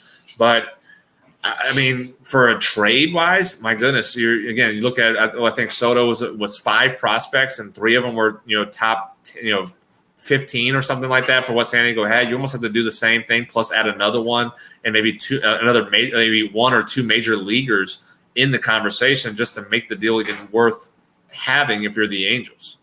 And the scary part about that is that it may be for a rental. Yeah, at least Juan Soto had a couple more years on his. I mean, wow, yeah. That's why I don't think Shohei gets traded.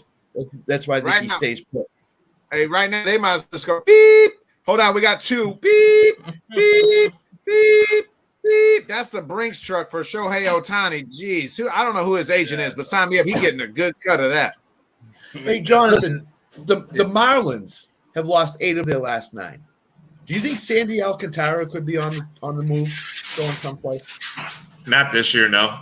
Not this year. I don't see Miami really diving into that conversation right now because, again, you're avoiding what you have. If you're the Marlins, you want to avoid what you have been for your over 10, 15, 20 years where you have a good team and you trade away your stars later, trade away your stars to where you're reverting backwards. They have a good team. Now, yes, they have fallen completely out of the they had a moment of conversation to say that they maybe could make a push to challenge the Braves in the division. They haven't, they're on the cusp of challenging for in the wild card conversation. They're only a half game out of the wild card, the second wild card, half game. But they were firmly in the top wild card spot 2 weeks. They were, and they were a hot team.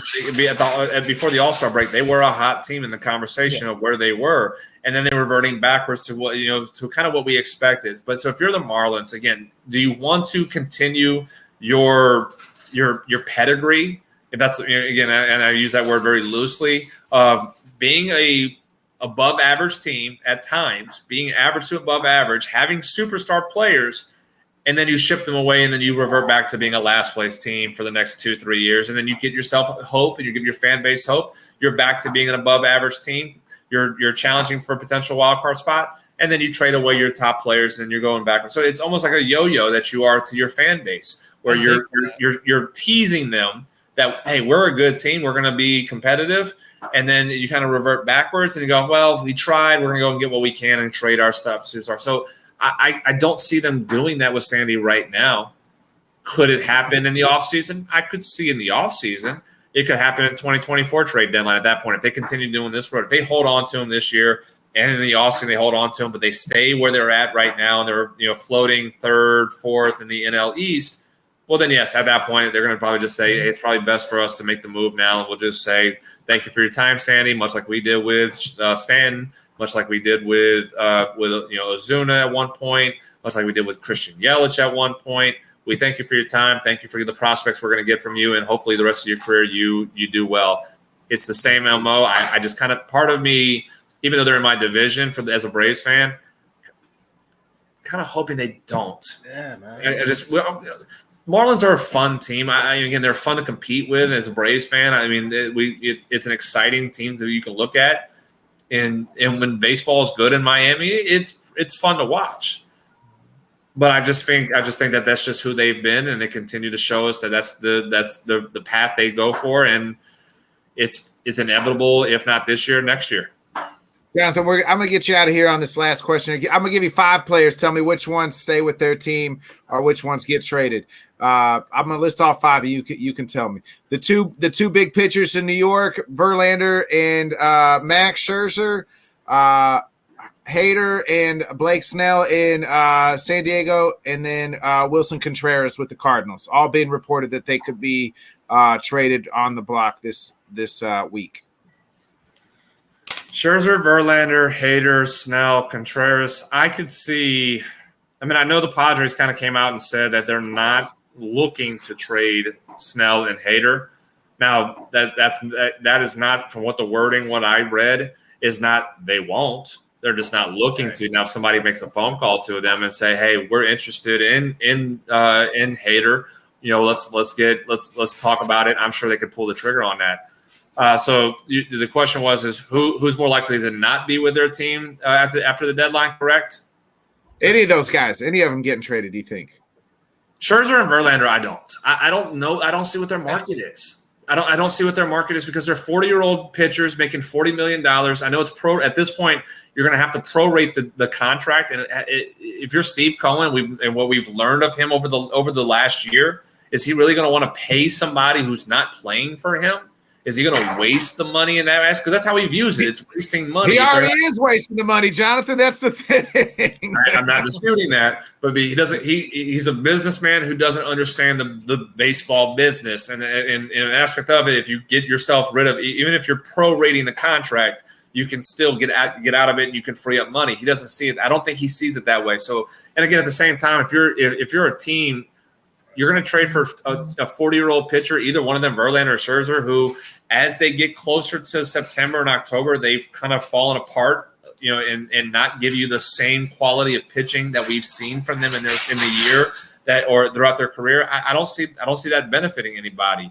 At least to a team that's a contender that says you're going to prorate the deal, and I'm not giving you any top prospects. That would be how I would look at it and say, I'm going to give you 2 top 25 in my farm systems prospects. You're gonna pay 80% of the prorated contract this year, and you're gonna pay 60% of the prorated contract next year. Then maybe we have a different conversation to have. But I just don't see the market for Scherzer and Verlander that any interest in them to be traded. Hader, I think Hader could be traded just because I think a team is gonna be very pitching hungry in the bullpen, and they're gonna make an offer to San Diego that they're just gonna have to say yes to. So I think replenish some of those prospects that they've lost the last 2 years. I think so. Trading for Hader. Absolutely. Absolutely. And I think the market for relief pitching this trade deadline is going to be absolutely hot.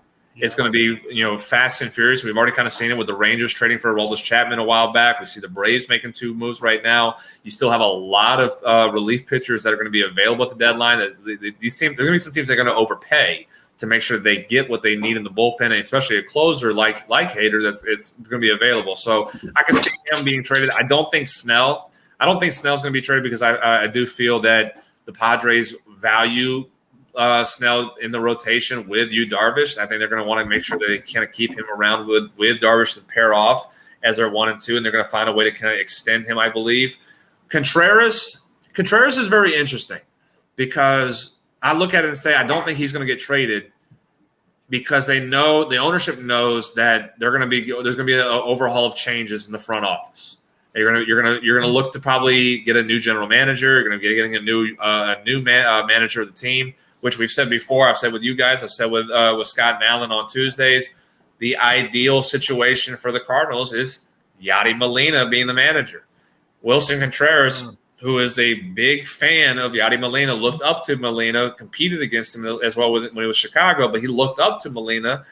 Having him as a manager for Contreras would be the perfect situation to be. So I don't see the ownership approving a Wilson Contreras trade this season because of the direction of the potential and alleged direction that they're going to make and move for in 2024. If they trade Contreras, it's because they're not going to go they're not bringing. I don't see Molina being a manager. If they trade Contreras, then that kind of tells me in a way Yadi Molina is not going to be the manager of 2024 for the St. Louis Cardinals. They may go in a different direction. If they keep him, I think they're going to find a way to say Contreras is our catcher, Molina is going to be our manager. They're going to work together to find a way to make this right with the pitching staff and help him get comfortable to St. Louis and the culture of the Cardinals organization and into the city as well. Nice. I agree. I fully agree. Yeah. There. Yep. What you got going on this weekend, Jonathan? Man, I'm off. I get to have a weekend off and relax a little bit. I'm going to talking about golf a little bit. I may go hit the golf course a little bit and relax. No drinking on the golf course. Again, I got to compete, but It's gonna be too damn hot, dude. Was that? It's gonna be too True damn that. hot. It's supposed to be a hundo here in Missouri.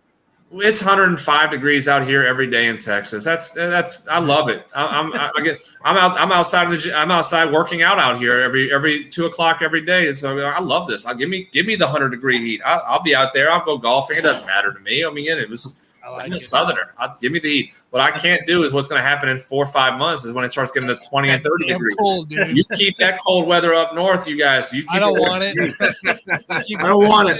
I I don't want it. Set it down. You guys can have it. I don't want it. Oh man! You ever see again? I know that's in the news at times. Y'all probably have seen it. Sit back and laugh at when it gets to that point of 15 and 20 degrees, and the entire South just absolutely shuts down in panic mode. And y'all are sitting there and go 20 degrees. That's an April day for us. That's springtime. We're out mowing our yard if we're in 20 degrees, and we're sitting here panicking, not leaving home for a week and a half because nobody wants to drive in it. That's facts. Exactly how it is. It's By the way, true, though. it's true. It's so true, bro. To drink while you're out on the golf course. Do a golf, that's fine. But drinking during that heat, probably not a great idea. Yeah, No. true that. Couldn't do it. So like I said, I'm gonna go have some fun and compete in the golf course maybe later this week. But I'm off. We're off right now. Alpha's off this week. We're back to work and practices and working out. We'll be in the gym starting next week. So again, we kind of get back to a different version of what we do in Alpha, where we're educating and training all our athletes on the boys and girls on the baseball side and the girls side, on the softball side. It's a lot of this point of it. We're actually now doing tryouts too. We're adding players into the organization. We haven't even had our first tryout date. We've already added 10 new kids into the organization just from coming and inviting them out to practices. And they've loved what we've been doing. So we got more spots filled out and getting our teams ready to go for the fall season. So we're unwinding and resting up, and then we're back to work next week and ready to go and for a very, very competitive fall season as all of our athletes in the high school season kind of gets themselves back to the school and what we're doing, playing a little bit and probably traveling out a little bit more throughout this fall season and competing at a high level like we've always have done. Nice. Hey, well, you're always competing at a high level, Jonathan. We always appreciate you. We're always at a high level when you're on. I'll drink enough for both of us on the golf course, brother. We appreciate you joining us every Monday. Give it up for the legendary Jonathan Grishman, folks. Enjoy that time off, man. Appreciate it, guys. Thank you, guys. See you, Jonathan. Tanner, before we get our final thoughts, go ahead and get that ad read out of the way, and we'll get our final thoughts, and we'll get the hell out of here. Yeah, let me get this fixed up here. Hang on, I'm all over the place. All right, there we go.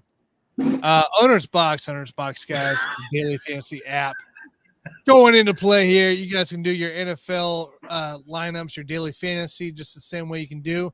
I believe they also have some best ball on there, if I saw right the other day, which is kind of awesome as we're in fantasy football season.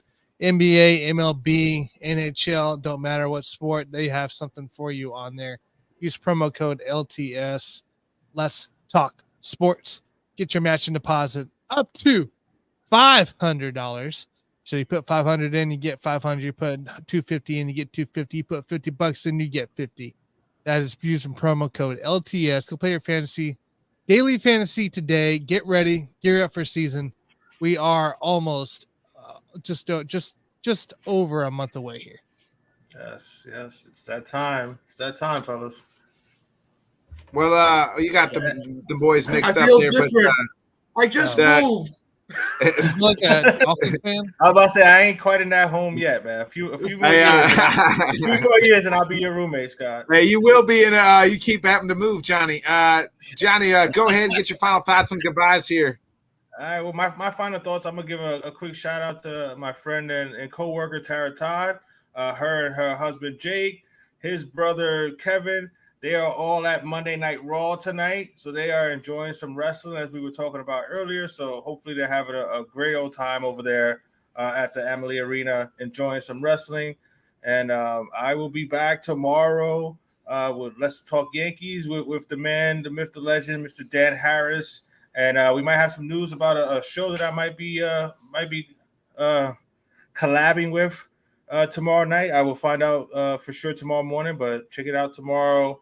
Let's Talk New York Yankees at 6:00, and then you'll know about tomorrow night's possible show for tomorrow night. So I'm looking forward to that. Scott, go ahead and tell us who you're betting on tomorrow, man. I haven't even really looked at it yet. I've been too busy at work today, so I will put it on Twitter gosh, tomorrow. Scott, you have one job. You're the gambling guy. I was just about to say I got my pen ready. Listen, I'm going into a new facility in work starting in the middle of August, so I got to prepare for that. Hey, Johnny, new facility, a new nursing home, finally.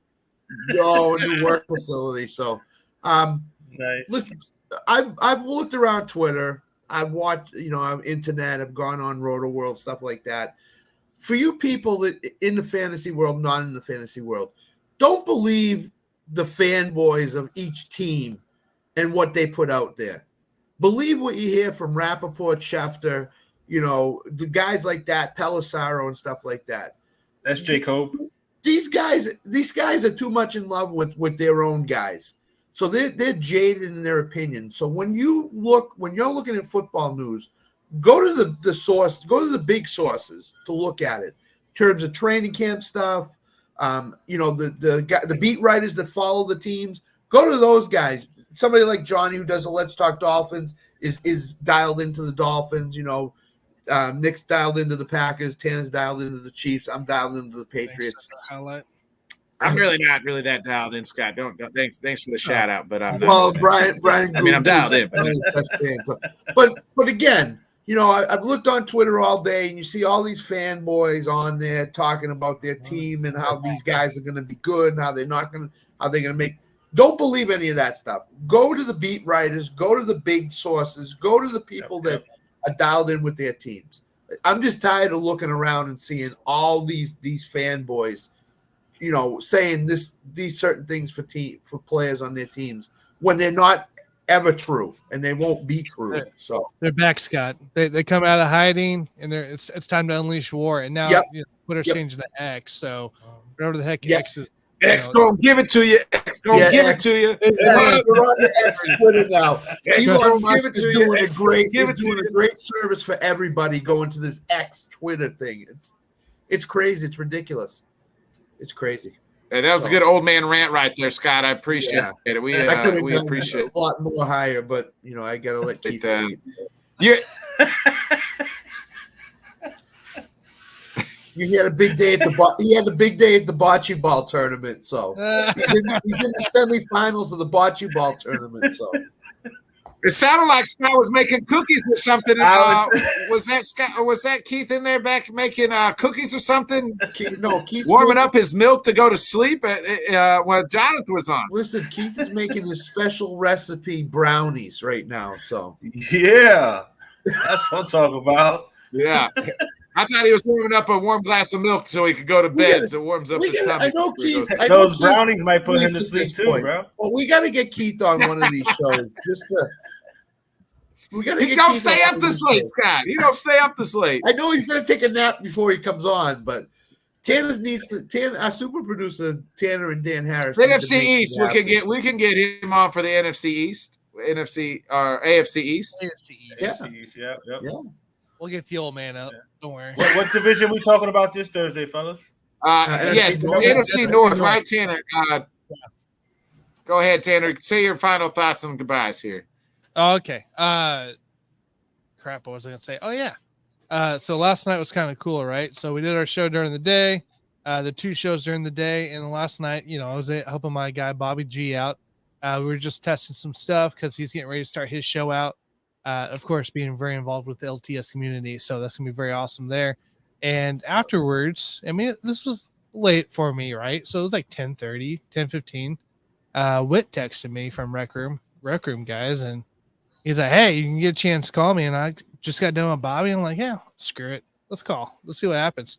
Ended up an hour and a half conversation just talking about stuff. So, it's cool the connections you make, the ideas that everybody else has, and the different personalities come together. So, just something I want to shout out. It was just all I could have easily just ignored it and went to bed, right? But it was one of those things. I was like, I'm gonna give this guy a call, and we'll see what happens. Next thing you know, it's midnight. I'm like, all right, I better get to bed. But sometimes they'll sneak up on you.